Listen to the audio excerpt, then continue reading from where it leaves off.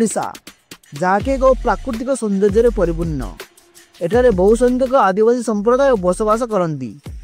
ସେମାନେ ପ୍ରକୃତି ସହିତ ଅତି ନିକଟତର ଭାବରେ ଜୀବନଯାପନ କରନ୍ତି ଏବଂ ପ୍ରାଚୀନ କାଳରୁ ବୃକ୍ଷଲତା, ଜୀବଜନ୍ତୁ ଓ ଅନ୍ୟାନ୍ୟ ପ୍ରାକୃତିକ ପଦାର୍ଥକୁ ଔଷଧ ଭାବରେ ବ୍ୟବହାର କରି ଆସୁଛନ୍ତି। ଏହି ଚିକିତ୍ସା ପଦ୍ଧତି ଆଧୁନିକ ବିଜ୍ଞାନୀମାନଙ୍କ ପାଇଁ ଏକ ଅନୁସନ୍ଧାନର ବିଷୟ ହୋଇ ରହିଛି।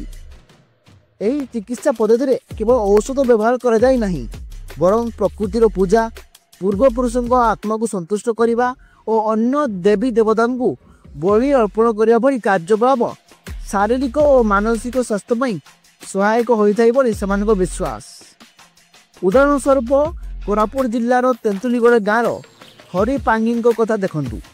ତାଙ୍କ ପାଖରେ 5 ପିଢ଼ିରୁ ହସ୍ତାନ୍ତର ହୋଇଥିବା ପାରମ୍ପରିକ ଚିକିତ୍ସା ଜ୍ଞାନ ରହିଛି।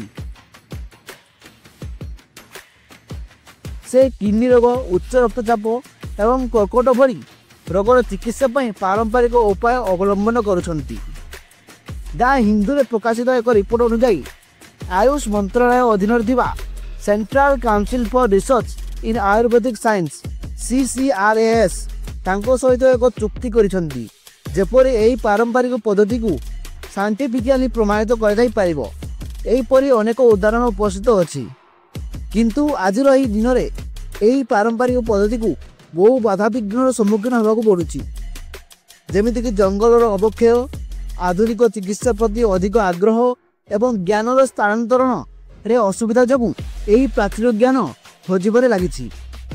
ଆମର ଉଦ୍ଦେଶ୍ୟ ହେଉଛି ଏହି ପ୍ରାଚୀନ ଜ୍ଞାନକୁ ସଂରକ୍ଷଣ କରିବା ଏବଂ ଏହାର ବୈଜ୍ଞାନିକ ଅନୁସନ୍ଧାନ କରିବା, କାରଣ କିଛି ପ୍ରାଚୀନ ପଦ୍ଧତିରେ ଆଧୁନିକ ଚିକିତ୍ସା ପାଇଁ ଉପଯୋଗୀ ତଥ୍ୟ ମିଳିପାରେ, ଯାହା ମାନବ ସମାଜ ପାଇଁ ଲାଭଦାୟକ ହୋଇପାରେ।